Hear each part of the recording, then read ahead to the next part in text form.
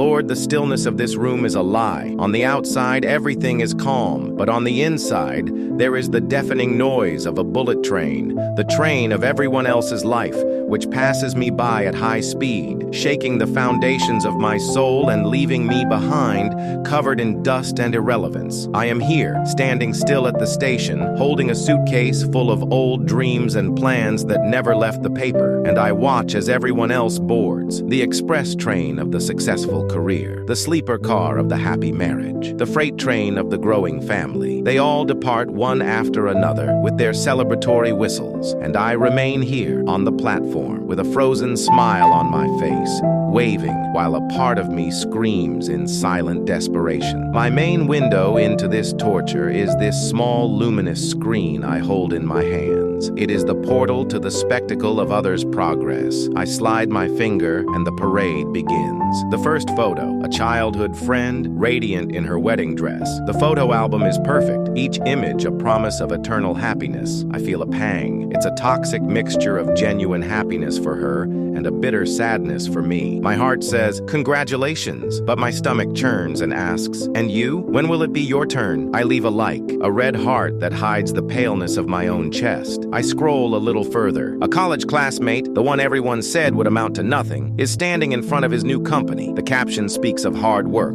of never giving up. And I, who worked so hard, who sacrificed so much, look at my own stagnant reality and taste the injustice in my mouth. His story should inspire me, but today it only serves as a mirror reflecting my own failure. His journey illuminates just how stationary I am. Another like, a thumbs up that hides my own clenched fists of frustration. And the parade continues. Photos of newborn babies, stamped passports in exotic airports, master's degree certificates, keys to new houses. Each image is a testament to movement, to life happening, to chapters being written. And I feel like a reader stuck on the same page of a book for years. I reread it every day. I know every word, every comma, but I can't turn the page. The story doesn't advance. And the pain, Lord, is not just that of comparison. It is the pain of time. Time is a merciless thief. I feel my years slipping through my fingers. I look at myself in the mirror and see its marks on my face, on my body. And the question that terrifies me in the sleepless early hours is, what have I done with all this time? I feel a growing panic, the sensation that my youth, my potential, my best energy have been wasted in this long and fruitless wait on the platform. I am in a race against the clock, but my feet are stuck to the ground. My stagnation manifests in every area. At my job, I do the same tasks,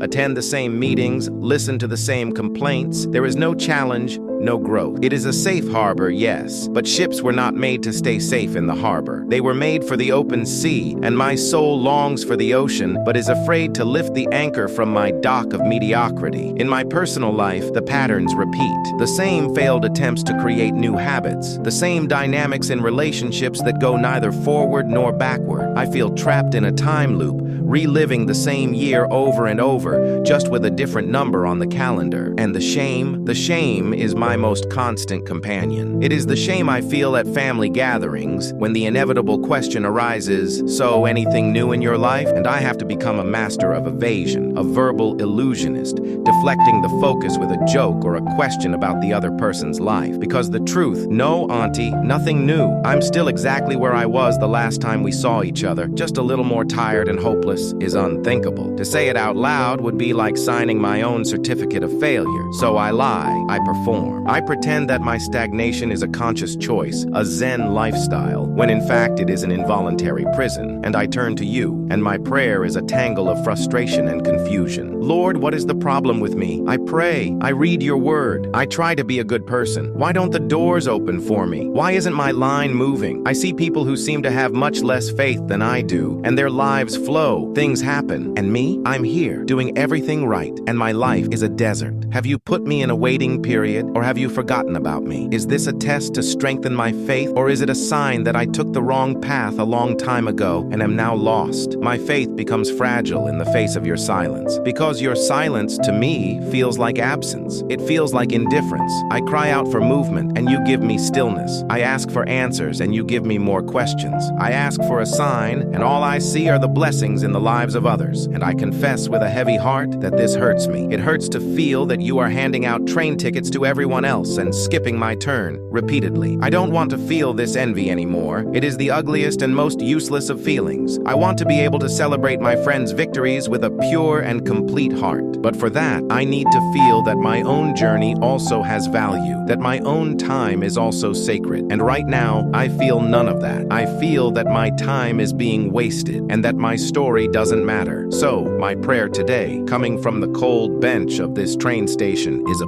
plea for perspective, a plea for meaning. I am no longer asking for you to put me on the fastest train. I am asking for you to sit beside me here on the platform and explain to me the reason for the wait. Or if you cannot explain the why, at least show me what to do while I wait. I no longer want to be a passive spectator of my own life. I no longer want to spend my days just observing the happiness of others. If I am destined to stay at this station for a while longer, then let it be a wait with purpose. Is there something I am supposed to learn here? Is there someone I am supposed to help here? Is there a strength I need to develop here that I wouldn't develop in the comfort of the moving train? Transform my perspective, Lord. Take my eyes off the horizon, off the trains that disappear in the distance, and fix them on the ground I stand on, in the here and now. Show me the hidden beauty of the station. Show me the opportunities that exist in stillness. Help me to understand that perhaps your greatest work in me is not happening in the movement, but in the paralysis. Because it is in the paralysis that I am forced to stop trusting my own legs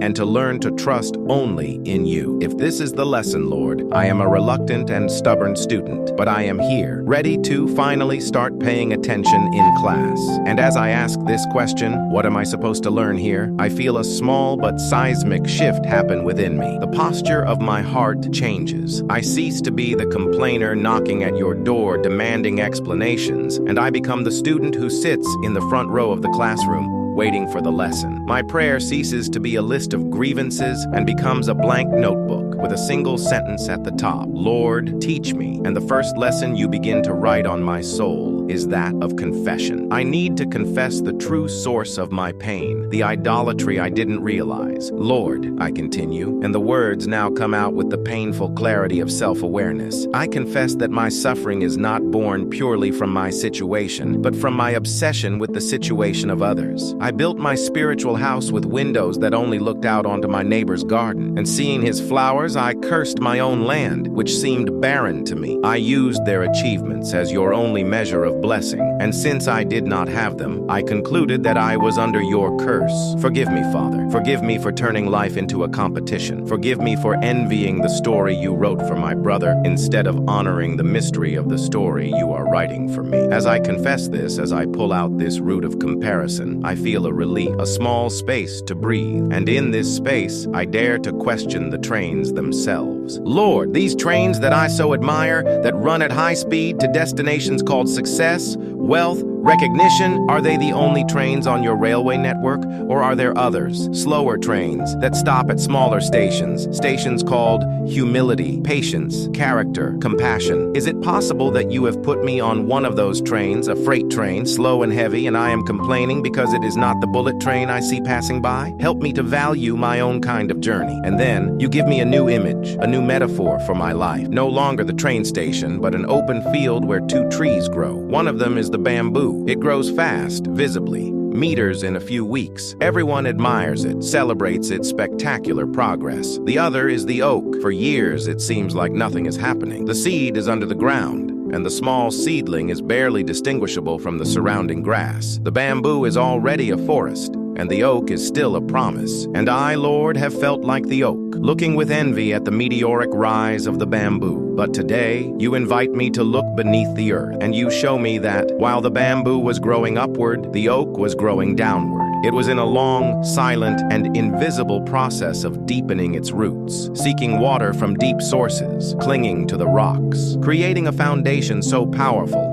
so complex, so resilient that when it finally begins to grow upward, it will do so with a strength the bamboo will never know. It will be able to withstand the most violent storms, to offer shade for generations, to become a landmark in the landscape for centuries. Lord, am I an oak tree? The question echoes in my soul. Could it be that all this time of apparent stagnation was, in fact, a time of deepening roots? A time when you were strengthening me from within in a way that no one, not even I, could see? If so, then every day of waiting, every frustration, every tear was not a waste. It was an investment. It was the slow, arduous work of creating a foundation capable of sustaining the purpose you have for me in the future. A purpose perhaps greater and heavier than I imagine. This new perspective fills me with a reverent awe. My life ceases to be a failure and becomes a mystery, a long-term divine project, and my impatience is revealed as the foolishness of a child who digs up the seed every day to see if it is growing yet. Father, I pray, give me the faith of a farmer, the faith of one who trusts in the process they cannot see, the faith of one who knows that the winter season is not death, but an essential part of the cycle of life. Help me to honor my winter season.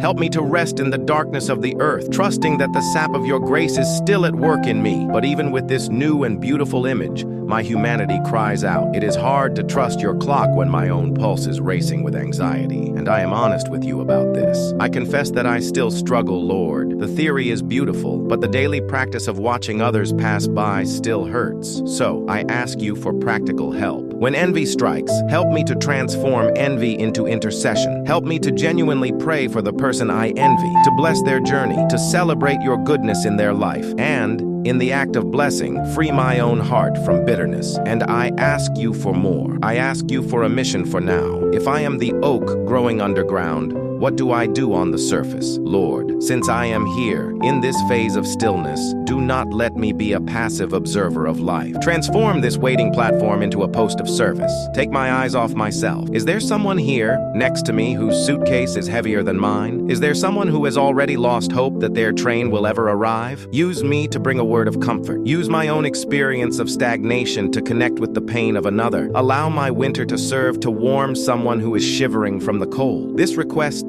transforms me. It gives me agency. It gives me an immediate purpose. I do not have to wait for my train to arrive to start living a life of meaning. I can start right now. My value is not in my movement, but in my capacity to love, and I can love wherever I am, on the platform, on the train, at the arrival. Love is the destination, and it is also the path. My prayer then becomes a prayer of consecration. Lord, I consecrate this time of my waiting to you. I give it to you, no longer as a burden, but as an offering. Use it. Use my stillness. Use my growing roots. Use my pain, my frustration. Transform it all into something useful for your kingdom. I stop asking, get me out of here, and start asking, use me here. And I trust that when I am ready, when my roots are deep enough, you, the divine conductor, will sound the whistle. And my boarding will not be that of a desperate passenger catching the last car, but that of a prepared traveler who gets on the right train at the exact right time for the journey that you have always prepared for me. And with this new prayer in my heart,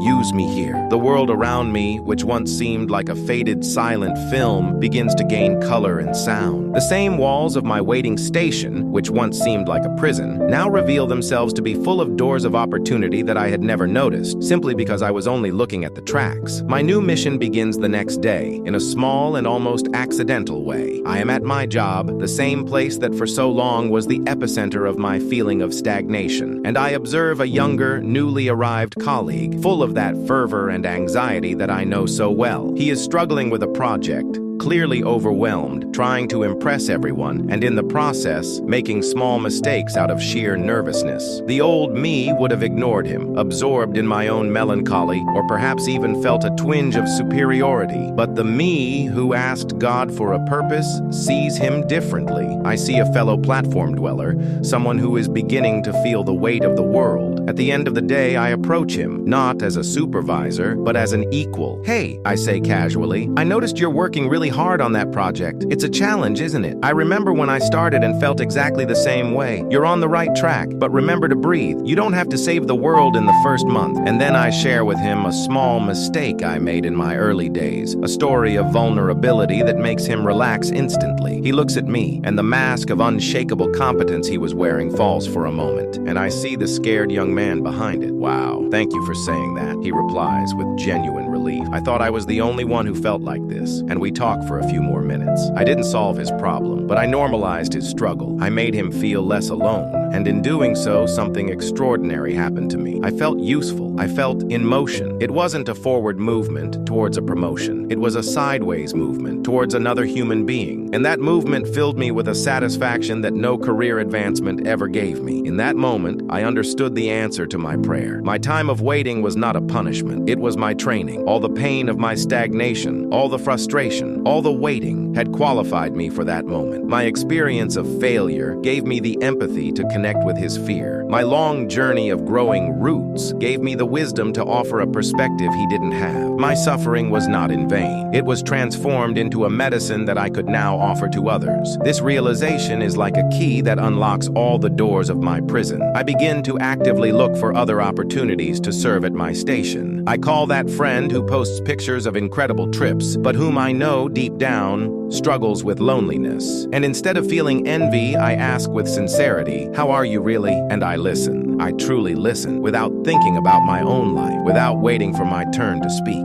And by offering the gift of my presence, I receive in return the miracle of genuine connection. I understand that the life I so envied in others was just the cover of the book. And I, because I was standing still, because I had had so much time to reflect on my pain, now had the ability to help people read the inner pages of their own stories. My apparent disadvantage revealed itself to be my greatest superpower. My life has not changed externally. My train has not arrived, but I am no longer waiting for it, because I realized that true life happens here and now, on the platform. Life is in the encounters, in the conversations, in the small acts of service, in the ability to turn my pain into a bridge to another. And this life is so rich, so full of meaning, that the anxiety about the future begins to disappear. It is replaced by a deep peace, the peace of one who has found their place and their purpose, exactly where they are. My dialogue with God becomes a dialogue of partnership and gratitude. I no longer ask, "Why am I standing still?" I ask, "Lord, who do you want me to bless at my station today?" And each day becomes an adventure of discovering the hidden missions in my routine, of finding the treasures buried in my day-to-day life. Envy, my old companion, is gone. I can now look at the success of others with a truly happy and peaceful heart, because I am no longer competing. Their journey is theirs, mine is mine. Their tree may be the bamboo,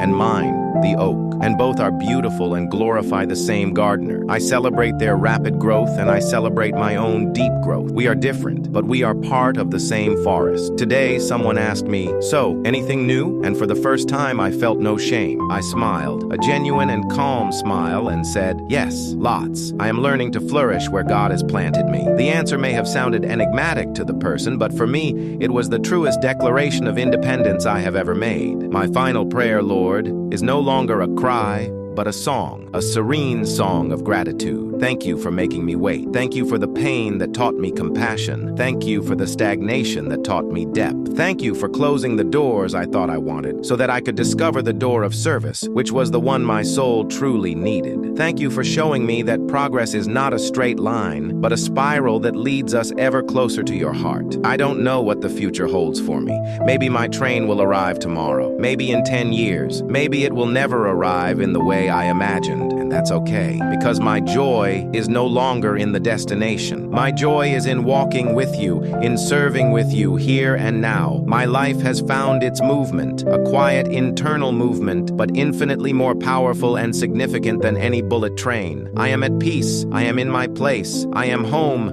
right here in your presence. Amen. If this touched your heart, share it with someone who might be feeling stuck at the station of life today.